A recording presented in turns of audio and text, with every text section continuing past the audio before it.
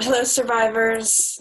So I wanted to do a video on the difference between a cerebral narcissist and a somatic narcissist. And I believe these are terms that Sam Vaknin coined to distinguish narcissists who have more of a focus on the mind and the intellect, and that's where they get their value, their self-assigned grandiosity, omnipotence, their value essentially from, versus the somatic narcissists who are more body focused, more focused on their attractiveness, on their like sexual attractiveness. So a cerebral and a somatic narcissist will operate a little bit differently. A cerebral narcissist may not even be interested in sex. They may think it's beneath them. They may think that those sort of longings and like pleasures are something that is too common, because remember, the narcissist prides themselves in being sort of like a special person. They're not just like a normal or everyday Joe Schmo. They kind of look down on normal everyday people. So for them, for like a cerebral narcissist, it may be they may kind of appreciate and triumph over their ability to disdain their physical drives.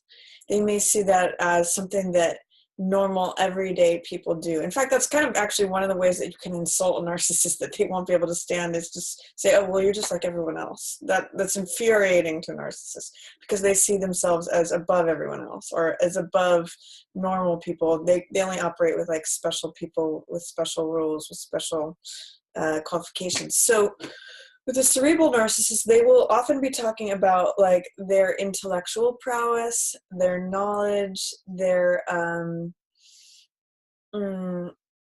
deep expertise on subjects that they may or may not have studied. They may have made up a lot of things. They may have given themselves arbitrary titles and told other people that they have these titles. They may tout themselves as an expert in the field when they are not, in fact.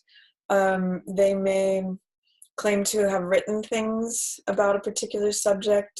They usually call themselves like in the company of several, they name drop a lot.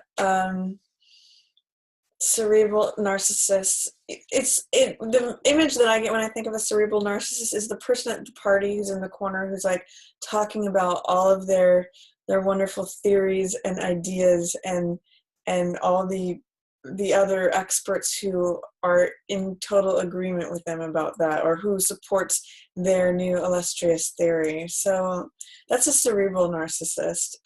They get their value through their intellect, through their expertise, and again, supposed intellect, supposed expertise, their version of how superior and intellectually superior they are to others. Then the somatic narcissist, on the other hand, may not care a thing about being smart, being perceived as smart, being perceived as being educated, any of that.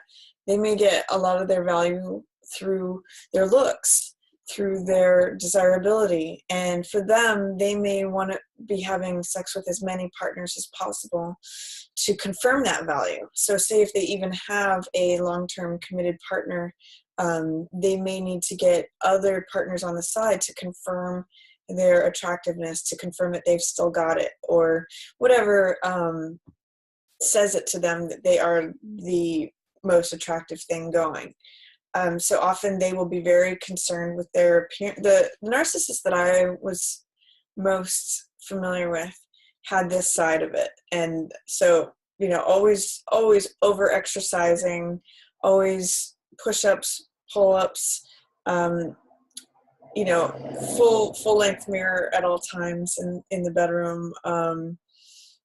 Very concerned with their appearance. Some of these are very like snappy dressers, very very well groomed, very what's the word, considerate, or what's the word I'm looking for, concerned with their outward external appearance.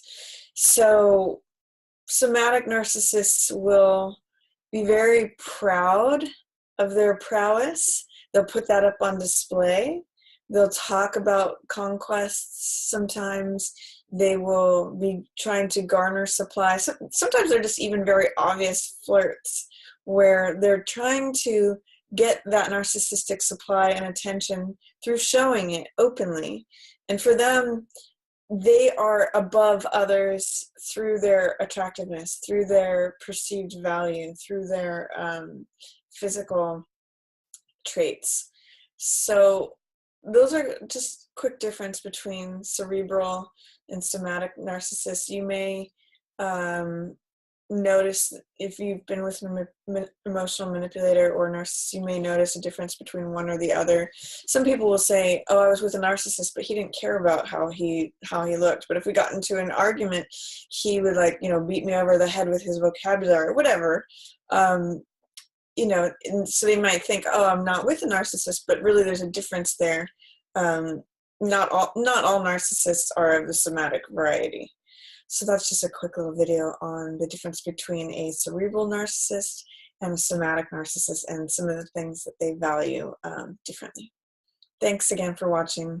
Stay safe, stay sane, and stay healthy.